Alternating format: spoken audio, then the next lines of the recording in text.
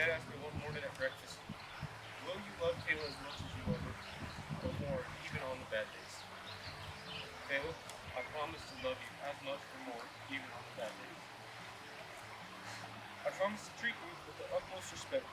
I promise to open jars for you and pretend that you loosened out, even though it was my manly muscles that did it. I promise to try and make you laugh, love, and enjoy the simple things in life.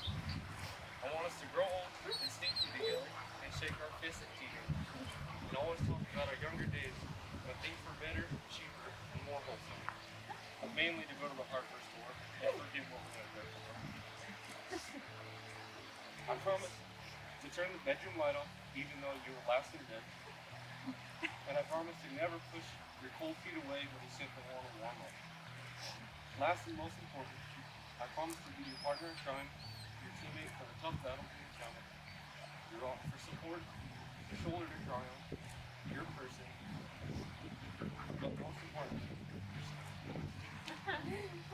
what do you say? You want to come to a little life with me?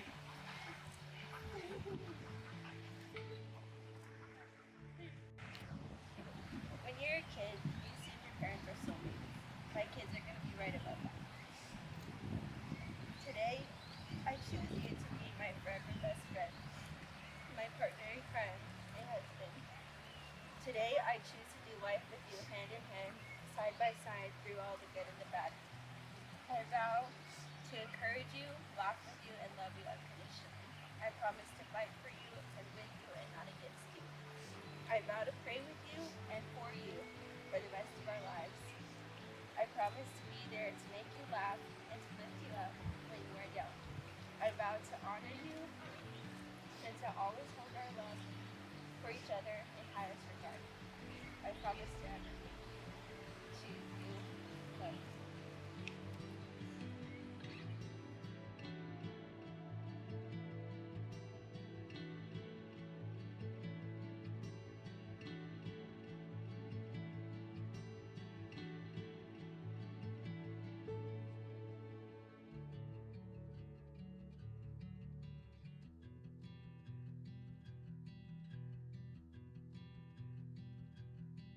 I take great pleasure in using the authority vested in me by the Word of God and the laws of the state of New Mexico in declaring you to be husband and wife in the name of the Father, and the Son, and of the Holy Spirit.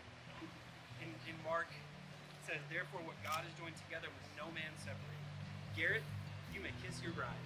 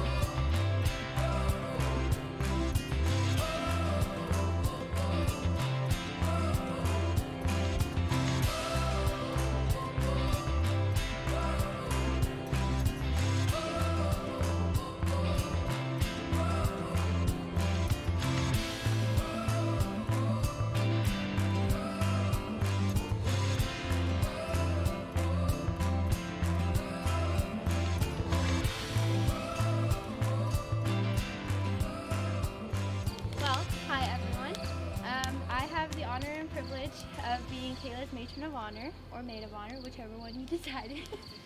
And I just want to say that I'm so thankful that I get to share a few words about this couple that I just truly love.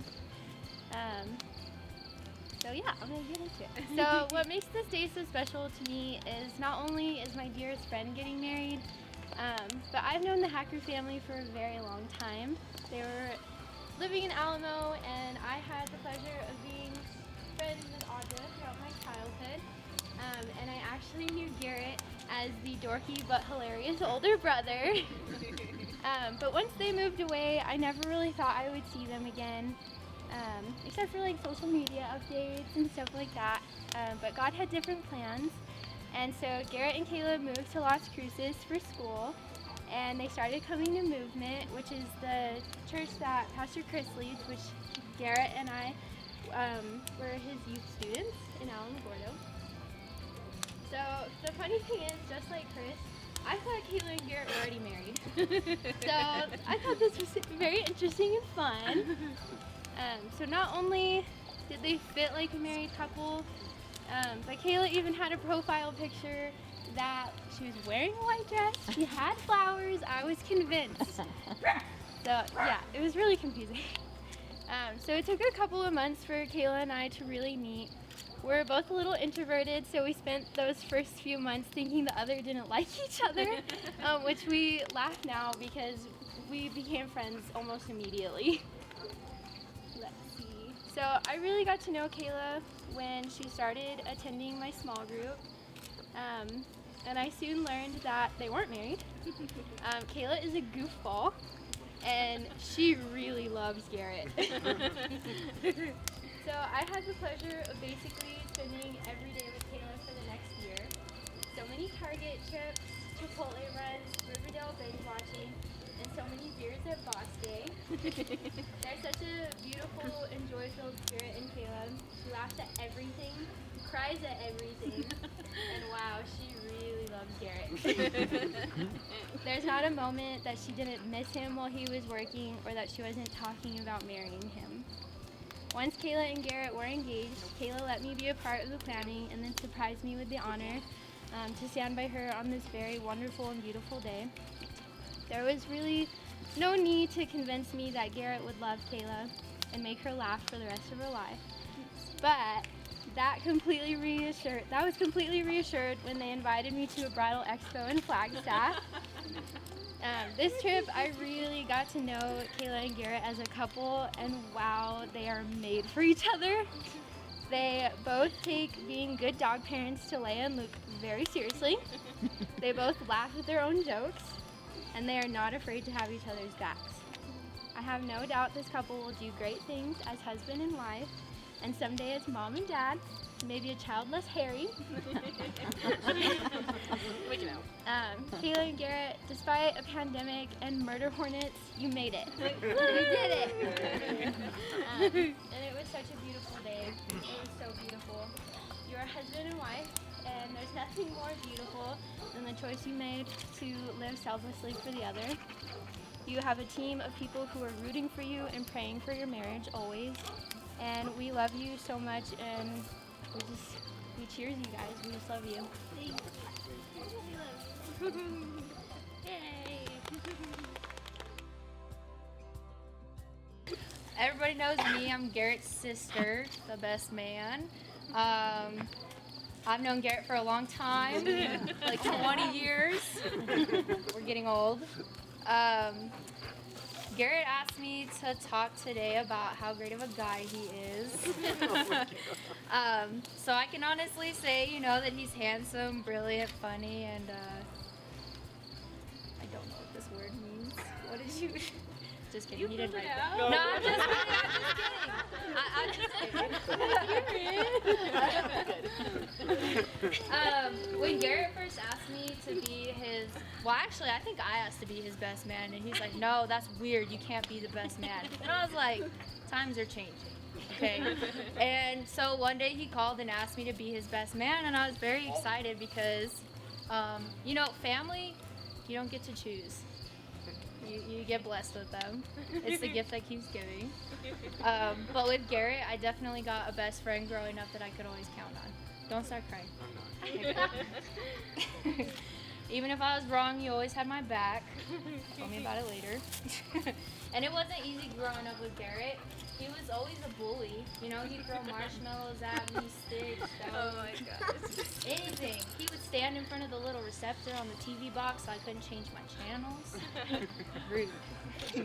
But he always told me he was trying to prepare me for the real world, which he has done, because, you know, dealing with Garrett, you can deal with anything. I think I'm supposed to share a funny story, so I'm going to talk about peanut butter balls from 2014.